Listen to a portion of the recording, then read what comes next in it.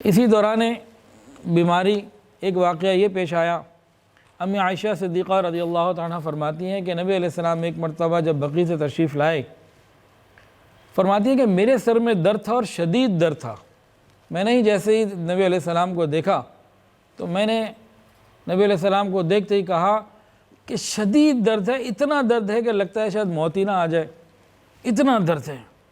واہ عرصہ ہو، ہائے میرا سر کا درد۔ تو جیسے ہی نبی علیہ السلام نے میرے سے یہ سنا تو فرمایا بل انا اقول، ارے یہ تو میں کہہ رہا ہوں کہ میرے سر کا درد اتنا شدید ہے گویا کہ شاید یہ جان ہی لے گا، یعنی اتنی تکلیف ہے۔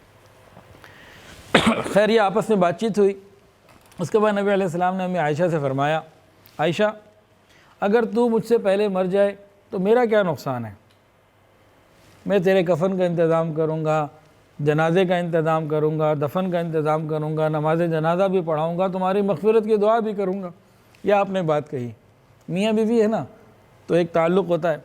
تو نبی علیہ السلام نے یہ فرمایا تو امی عائشہ فوراً کہنے لگیں، ایک بیویوں کا ایک انداز ہوتا ہے، ناز، ایک تعلق، ایک محبت، ایک مان ہوتا ہے۔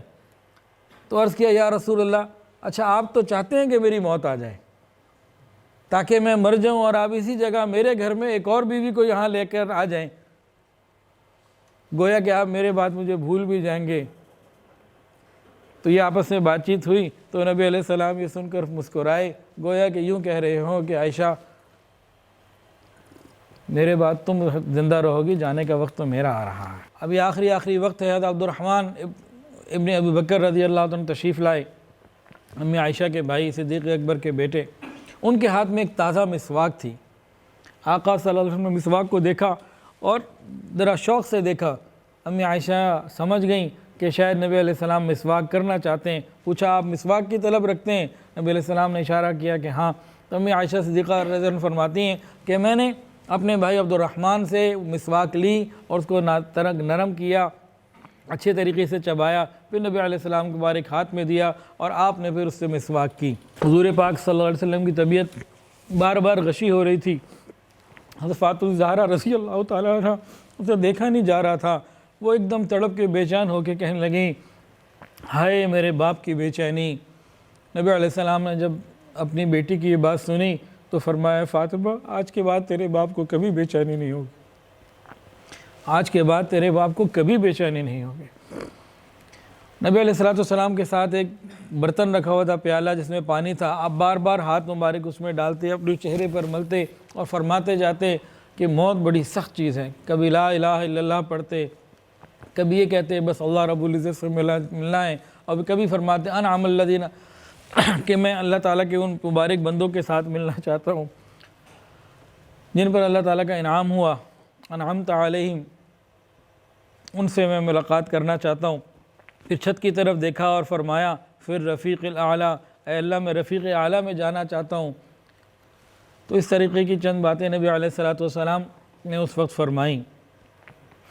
امی عائشہ فرماتی ہیں کہ میں بار بار آپ سے سن چکی تھی کہ کسی پیغمبر کی روح اس وقت تک قبض نہیں کی جاتی جب تک کہ ان کا مقام جنت میں ان کو دکھا نہ دیا جائے اور ان کو اختیار نہ دے دیا جائے کہ آپ دنیا میں ابھی اور رہنا چاہتے ہیں یا آخرت اختیار کرنا چاہتے ہیں۔ فرماتی ہیں کہ جس وقت آپ کی زبان سے کلمات نکلے میں سمجھ گئی کہ آپ نے آخرت کو اختیار کر لیا ہے، اب آپ اللہ کی طرف جانے والے ہیں، مزید اب آپ ہمارے اندر نہیں رہیں گے۔ نبی علیہ السلام کے آخری وقت ہے، جبرائیل امین آتے ہیں، ملک الموت بھی آتے ہیں۔ جبرائیل امین اندر آ کے عرض کرتے ہیں یا رسول اللہ باہر دروازے میں ملک الموت ہے، آپ اجازت دیں گے تو اندر آئے گا، نہیں تو چلا جائے گا۔ حضور پاک صلی اللہ علیہ وسلم نے فرمایا جبرائیل مجھے کوئی خوشی کی خبر تو سنا دو۔ حضرت جبرائیل نے عرض کیا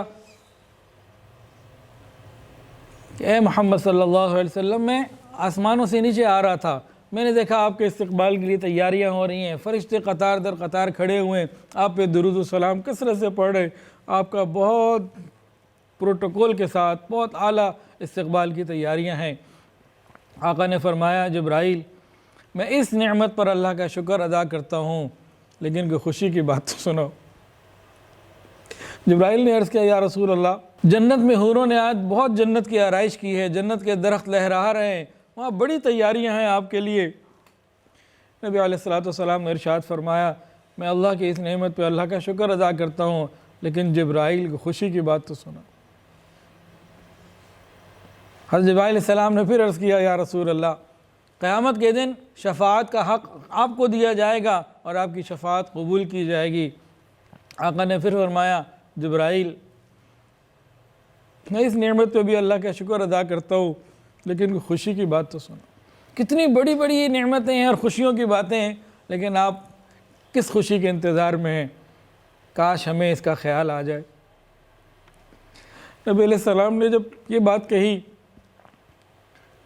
کہ میری خوشی کی کوئی بات تو سناؤ، پھر نبی علیہ السلام نے خود ہی فرما دیا جبرائیل کی نعمتیں تو اللہ کی بہت بڑی نعمتیں ہیں، شکر کا مقام ہے، لیکن مجھے یہ بتاؤ میرے بعد روزے داروں کا کیا ہوگا، حج کرنے والوں کا کیا ہوگا، کلمہ پڑھنے والوں کا کیا ہوگا، یعنی میرے بعد میری امت کا کیا ہوگا۔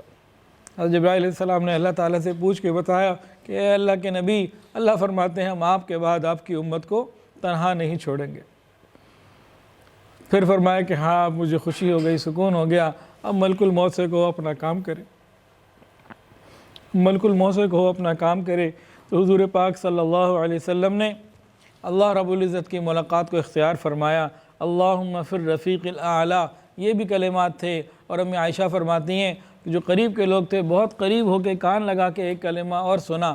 کئی مرتبہ آپ نے جاتے جاتے امت کو ایک اور وصیت فرمائی، الصلاۃ الصلاۃ وما ملکت ایمانکم، میری امت نماز کا خیال رکھنا، میری امت نماز کا خیال رکھنا اور اپنے ماتحتوں کا خیال رکھنا۔ اور آج ہم نماز کو بھی بھول چکے، اور ماتحتوں کے ساتھ کون سا برا سلوک ہے جو ہم نہیں کرتے۔ اور الصلاۃ کا مطلب صرف نماز نہیں، نماز دین میں سب سے بڑی ہے، یعنی پورے دین کا خیال رکھنا۔ اور وما ملکت ایمانکم سے مراد فقط ماتحت نہیں، حقوق العباد اس میں ہے کہ حقوق العباد کا بھی خیال رکھنا۔ الصلاۃ وما ملکت ایمانکم یعنی حقوق اللہ کا بھی خیال رکھنا اور حقوق العباد کا بھی خیال رکھنا۔ تو پیر کے دن 12 ربیع الاول یہ واقعہ پیش آیا نبی کریم صلی اللہ علیہ وسلم جن کے لیے کائنات بنائی گئی۔ اللہ نے اپنے محبوب کو پھر اپنے پاس بلا لیا۔ 63 سال کی عمر میں نبی علیہ الصلوۃ والسلام دنیا سے تشریف لے گئے۔ ویڈیو کے نیچے سبسکرائب کے بٹن پہ کلک کریں، بیل کے آئیکن پہ کلک کیجئے تاکہ ہر نئی ویڈیو کی نوٹیفیکیشن آپ کو مل جائے۔